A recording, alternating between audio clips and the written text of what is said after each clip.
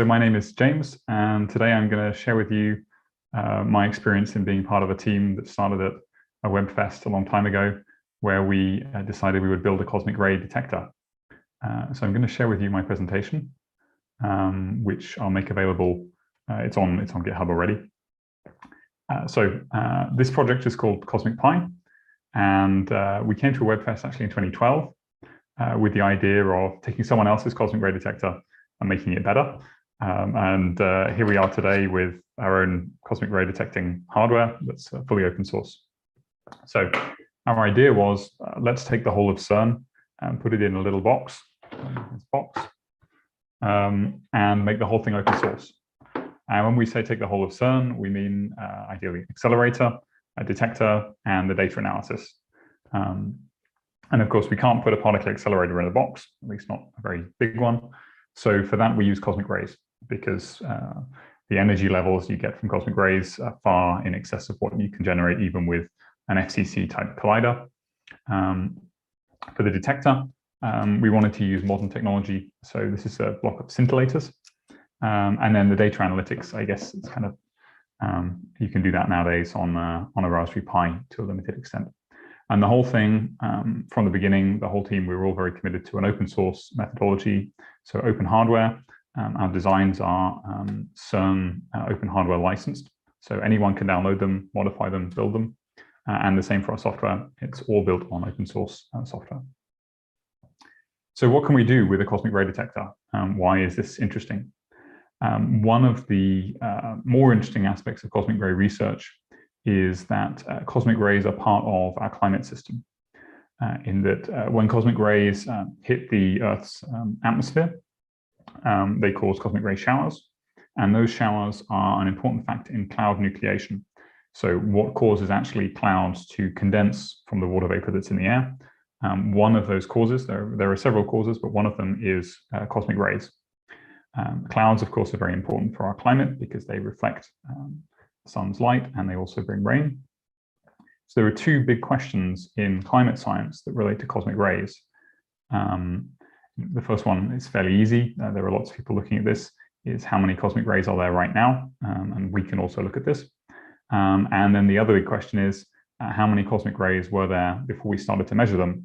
And how does this give us, what insight does this give us into the historical performance of the climate versus the climate that we observe today with respect to global warming? So the particles which we detect with our scintillator are called muons. At a very simplistic level, it's basically a heavy electron. So electron with a little bit more mass. And these are not primary cosmic rays. So primary cosmic rays are very, very high energy. They have a range called ultra high energy. They will hit the atmosphere and then they will form a shower. So basically it's one particle hits another particle, creating more particles, stepping down in energy. So the typical energy of a muon, which you can observe at sea level, is about 2.4 JeV. This is what we detect with our scintillators. The muon itself has a very short lifetime, but because they're traveling basically at the speed of light, they reach the Earth's surface and can even penetrate. So what does the scintillator do? They're wrapped in foil to keep light out, but the scintillator is it's polystyrene, which is doped with a special chemical, and when a muon passes through, it produces light. But very little light, a few photons, maybe tens of photons, maybe 100 photons if you're lucky. And then we need to capture those. So this is really the magic part of the Cosmic Pi project. So as I said, we started in 2014. At that time, which is an increasingly long time ago, everyone was using Geiger-Müller tubes. This is the thing you see in the Cold War movies where the thing that goes click, click, click, click, click. It's a very simple, but also very old technology. So another thing we really wanted to do was to use current particle physics detector technology. And this is in the form of scintillators and also devices called silicon photomultipliers. I'm afraid you can't see them, but under this black tape, there are two silicon photomultipliers, which is basically solid state light detecting chip that's incredibly sensitive down to 1 or 2 photons. And this converts the signal of the photons into a signal of electrons. We then have a front-end amp. So this is our current generation circuit board. And these guys here are operational amplifiers. What they do is they convert a very small electrical signal into a larger one, which can be measured. We've got some other chips here, which form our front end. Basically, this takes the voltage spike that you see when you get a cosmic ray detected and does triggering. So there is some noise from the silicon photomultipliers because they're operating at room temperature and they have an intrinsic background noise level.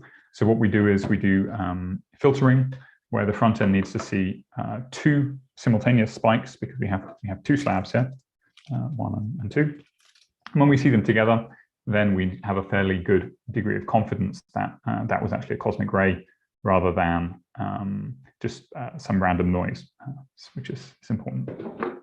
And then the other element of it, got a little one down here, is a Raspberry Pi. This is a Raspberry Pi 0W with Wi-Fi, which provides a means to connect our digital signal that we have that says, I found a cosmic ray, and to share that over the internet. So another way to look at this is that basically we've built an embedded system in our detector, an IoT appliance. So our first one was just a single PCB the size of a credit card, just plug it into a Raspberry Pi. It didn't work. I think the real message here is not to be discouraged. The secret to success is continuing and persevering until you actually achieve what you set out to. More from an engineering point of view, the challenge is how do we actually take all this detector technology and cram it into a little box and put it all on a single board? So to make it work, the silicon photomultiplier needs a relatively high voltage for electronics, between 30 and 70 volts, depending on manufacturer. So we have a step-up power supply. We have analog amplifiers. So we convert a very small signal, kind of in the millivolt, microvolt type range, into something in the kind of 3 to 5 volt range where we can sample that with an ADC. We need a trigger system. So basically we do coincidence. If we see 2 events at the same time, then we trigger our detector and we record that as an event. Whereas if we see one slab that shows a signal and the other one doesn't, we discard that straight away. It's not even registered. If we're going to build a network of detectors, which is the ambition of Cosmic Pi, and then we also need good timing resolution. So we need to be able to say that this cosmic ray was detected in this place at this time. And when we say good timing resolution here, we're talking about tens of nanoseconds to be useful. We have an ADC on the board, so we can actually digitize the pulse. I have to say we don't use it yet. And we have a lot of other sensors. So we have a GPS, an accelerometer, a magnetometer, measuring the Earth's magnetic field, and a humidity sensor. So timing resolution, speed of light, 310 to the 8. The timing bucket that we have with our, so we use a microcontroller, and we use the internal timers on that, which run at about 40 megahertz, give or take. We can basically resolve to a bucket of 65 nanoseconds. We do this using GPS. So the GPS gives us a pulse every second. It's called a PPS, pulse per second. And we use that as a reset for our timer. We then read out the timer and we see when our events happened. And then we can basically take the value of the timer and divide the index of each event by the total value of the timer, multiply that by 1 second, and then add that to whatever the current UTC time is. To a broad brush approximation, if we have a timing resolution of 65 nanoseconds, in our case, we have a spatial resolution of about 20 meters. So this means that in order to record events discretely, we need to have our detectors at least 20 meters apart. This is plenty good enough for our application and is easily achievable with off-the-shelf electronics. There's nothing really fancy in our detector in terms of timing systems. In terms of design philosophy, so I said what we've built here is basically an IoT particle detector. We have 2 major components. We have the Raspberry Pi, which handles all the high-end Linux stuff, internet, etc., web server. And then we have a microcontroller, We started off with Arduino, and we've actually recently moved to the STM32, which is basically an Arduino kind of equivalent. And we use that to do all the real-time stuff. So it connects to the accelerometer and humidity sensor over a bus called I2C. We connect to the GPS over UART. This is a text bus. The voltage control is done with SPI, which again is another standard bus. You can get these on the Raspberry Pi, but we choose to use them on the microcontroller because we have much lower latency. And then the microcontroller basically captures all the cosmic ray information and sends this to the Raspberry Pi over its UART controller. Another advantage of using the UART bus, it took us a few years to get this right, is that we can also upload new firmware to the microcontroller from the Raspberry Pi. So it really kind of, it's just like a commercial device where you can flash the firmware from the web interface. Why does our architecture look the way it does? Basically, we have a hard real-time constraint in that getting timing resolutions to 65 nanoseconds means you need the absolute minimum latency you can. The simplest way to do this is to use something like an Arduino programmed in C or assembler. And then this means that when your event happens, when your trigger signal arrives, straight away your microcontroller within a few cycles can say, right, we index this, and then we return to listening for the next event. So you can have events which happen very closely in time without having to wait for whatever kind of buffer garbage collection to happen before the processor gets back into it. So that's a really good solution for real-time and near real-time applications, and it's used everywhere in industry and in experiments. Then we have kind of the next layer, which is near real-time. So a little bit of latency is no problem. So this is on our Raspberry Pi. It has a really high clock speed, and we write our code in Python, so it's nice and easy to develop and to maintain.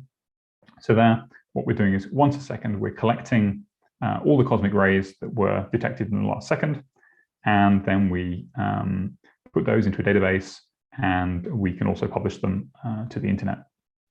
And then the other thing that we have, so now we have a server which collects all of our cosmic rays. And again, this runs on the Raspberry Pi, it could run on the PC, and this is all written in Python, again, because it's not time critical, and it's very easy to maintain. So we're using Grafana and InfluxDB at the moment. So I learned a lot about how you build a system like this through this project. I'd be very happy to share with anyone if anyone has any questions about this after the presentation.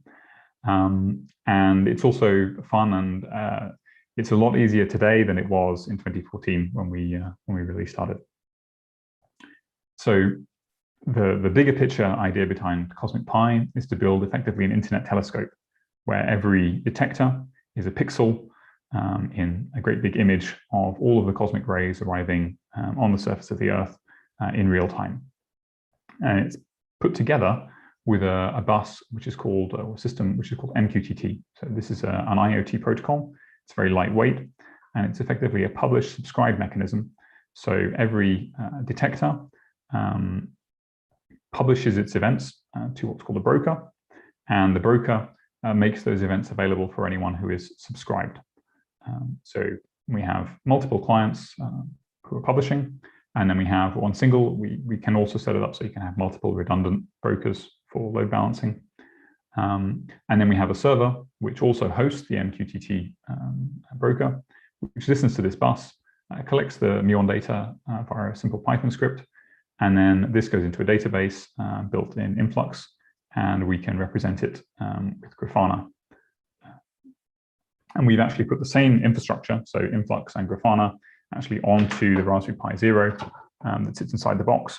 So when you power up your Cosmic Pi, it hosts a Wi-Fi network, has its own DHCP, so you can connect to it. You can go to your local website and you can see your data in near real time from a local web interface. In terms of the data that we collect, so we now have 26 million cosmic rays that we've collected from sites across the world. And for each event, we know the detector location, so latitude and longitude via GPS. We know the timestamp for each event to a nanosecond level, about 65 nanoseconds bucket. We know the orientation of the detector. It's kind of strange thing, but we assume that everyone would install them flat, vertically, horizontally as they were designed to be put. But someone's put theirs upside down, or particularly on edge. So the amount of muons we're going to detect in kind of this configuration versus this type of configuration is radically different because the majority of the flux is coming from the top. So it's going to be a lot harder for us to see a coincidence if we have our slabs parallel rather than stacked. We're also looking at the magnetic field. Again, if someone sets this up in a huge magnetic field, then that's going to change the path of the muons. We're going to get some strange results. We also measure the air pressure, which again links into the climate side of things, and it helps us to be more confident in the GPS altitude, because GPS altitude is not always quite right. We record humidity. Again, it's a useful environmental measurement, but also because it relates to the degradation of the scintillators. Scintillators are plastic, and they can absorb water over time. So if someone decides to put their cosmic ray detector in a shower, then it's a good thing to know about, because it's not going to live as long as one that is on a shelf in a dry room. And we also measure the temperature, basically just to check that there's nothing going wrong and that our detector has not been put in an oven or in a freezer. So that's it in terms of the project. So our data set of these 26.7 million cosmic rays is available. I'm very happy to share it with you. Feel free to drop us a line at cosmicpi.detector@gmail.com. And now I'm going to give you a live demo. Hopefully this works. So we recently migrated our server to a Raspberry Pi 4, and it's a bit too much for a Raspberry Pi 4. New hardware is in the post, but it hasn't arrived yet, so we'll see what it can do. If you have an MQTT client and you want to connect to see the raw data, you can do that. The port is 1883. Username is Cosmic Pi. Password is muons from space. And so we have a web portal with our data on it, which I'm going to change my screen share and show you. So this is what our data portal looks like. Let me make this full screen and let me refresh it. There we go. So I'm afraid it's not the fastest in the world. This is what happens when you put 26 million data points onto a Raspberry Pi 4 with 4 GB of RAM.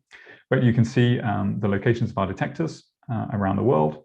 And you can also see the cosmic ray flux that we've recorded with our network every minute. So we're averaging kind of, let's say, about 2.8 muons per period.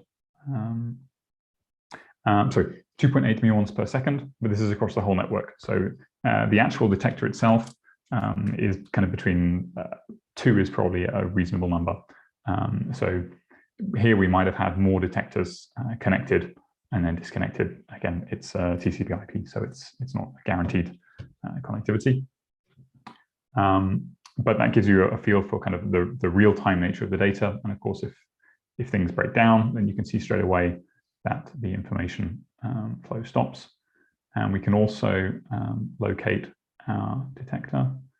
So the detector that I have at home is this one here. And the last reading we have from it was that it reported 3 events. I think just to close, I'll show you hopefully the longer term view. This is a blank dashboard. Let's look at this one here. So the one that I really want to focus on is the detected rays cumulative. So here you can see that our network is collecting cosmic rays over time. It takes a while, but eventually we'll build up a large data set. And here we have the temperatures. This is the temperature of one of the units in the network chosen at random, 28 degrees Celsius. But this is inside a box with a Raspberry Pi running. So that's not necessarily the ambient temperature. I think that's everything. So thank you very much for your attention. If you want to learn more about our project, you can go to our Cosmic Pi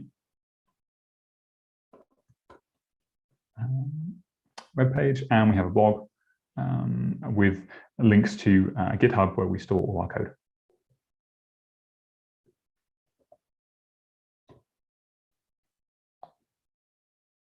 Here's our GitHub repo.